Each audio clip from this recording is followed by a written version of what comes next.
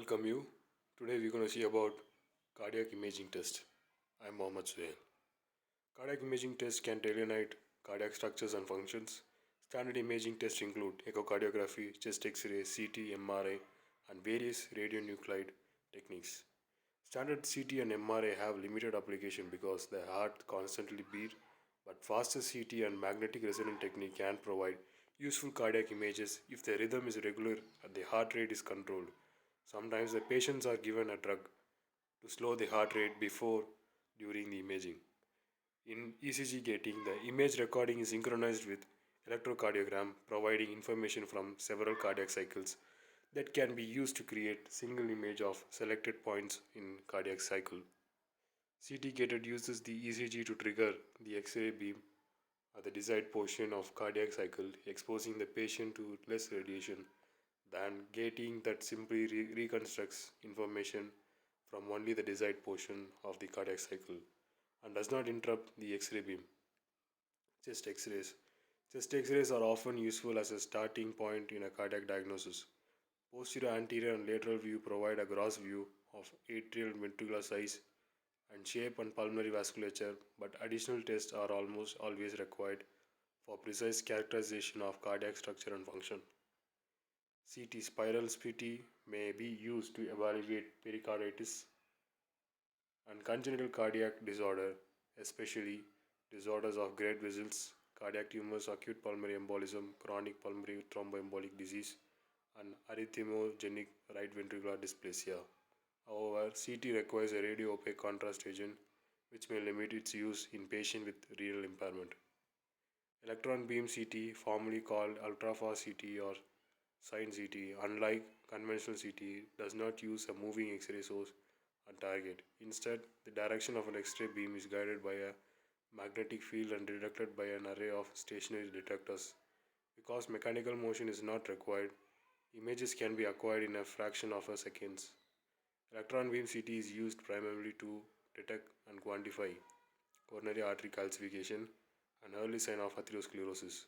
However, spatial resolution is poor and the equipment cannot be used for non-cardiac disorder, so newer standard CT techniques are becoming preferred for cardiac use. Multi-detector CT with greater than 64 detectors has a very rapid scan time. Some advanced machine may generate an image from a single heartbeat, although typical acquisition time are 30 seconds. Dual source CT uses two X-ray sources and two multi-detector array on a single gantry, which cuts scan time in half. Both of these modalities appear able to identify coronary calcification and a flow limiting coronary artery obstruction. Typically, an IV contrast agent is used, although non-enhanced scans can detect the coronary artery calcification.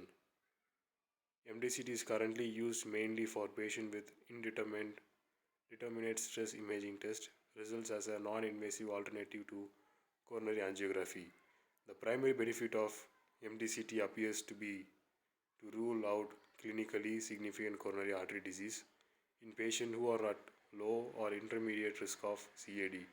Although the radiation dose can be significant, about 15 milli SV, newer imaging protocols can reduce the exposure to 5 to 10 milli SV. The presence of high density calcified plaque creates imaging artifacts that interferes with interpretation. Non-enhanced scan to evaluate for coronary artery calcification can be done with even lower radiation exposure.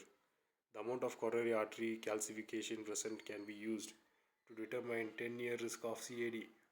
Recent studies suggest that absence of coronary artery calcium portends to a favorable prognosis. MRI. Standard MRI is useful for evaluating areas around the heart, particularly the mediastinum and great vessels. With ECG gated data acquisition, image resolution can approach that of CT or echocardiography, clearly delineating myocardial wall thickness and motion chamber volume, intraluminal masses or clot, and valve planes. Sequential MRA after injecting a paramagnetic contrast agent produces a higher resolution of myocardial perfusion pattern than does radionuclide imaging. MR is generally considered the most accurate and reliable measure of ventricular volumes as well as ejection fraction. However, patients with impaired renal function can develop nephrogenic systemic fibrosis, a potentially life threatening disorder after use of gadolinium contrast. Contrast agents are being developed that are safe to use in patients with impaired renal function. An MRI is done with contrast, three-dimensional information on infarct size and location can be obtained, and blood flow velocity in cardiac chambers can be measured. MRI can assess tissue viability by assessing the contractile response to inotropic stimulation with dobutamine or by using a contrast agent. MRI discriminates myocardial scar from inflammation with edema. In patients with Marfan syndrome, MRI measurement of ascending aorta dilatation are more accurate than echocardiographic measurement. Magnetic resonance angiography is used to assess blood volumes of interest. All blood flow can be assessed simultaneously. MRI can be used to detect aneurysm, stenosis, or occlusion in the carotid, coronary, renal, and peripheral arteries. Use of this technique to detect deep vein thrombosis is being studied. Positron emission tomography. Positron emission tomography can demonstrate myocardial perfusion and metabolism and is sometimes used to assess myocardial viability or to assess the myocardial perfusion after an equivocal single photon emission CT study or in very obese patient. Perfusion agent are radioactive nucleotides that are used to trace the amount of blood flow entering a specific region and are therefore useful in unmasking myocardial perfusion defects not evident at rest. They include carbon 11, carbon dioxide, oxygen 15, water, nitrogen 13, ammonia, and rubidium 82. Only rubidium 82 does not require an on site cyclotron. Metabolic agents are radioactive analogs of normal biological substance that are taken up and metabolized by cells. They include fluorine 18 labeled deoxyglucose, C11 acetate.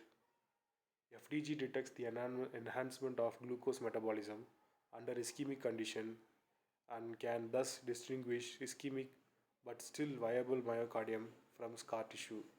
Sensitivity is greater than with myocardial perfusion imaging, possibly making FDG imaging useful for selecting patient for revascularization and for avoiding such procedure when only scar tissue is present. This use may justify the greater expense of PET. Half-life of F18 is long enough that FDG can often be produced off-site. Technique that enable FDG imaging to be used with conventional SPECT cameras may make this type of imaging widely available. FDG has also been used to detect inflammatory cardiovascular disorders. Carbon 11 acetate uptake appears to reflect overall oxygen metabolism by myocytes. Uptake does not depend on such potentially variable factors as blood glucose level, which can affect FDG distribution. C11 acetate imaging may better predict the post intervention recovery of myocardial function than FDG imaging. However, because of 20-minute half-life, C11 must be produced by an on-site cyclotron. Thank you.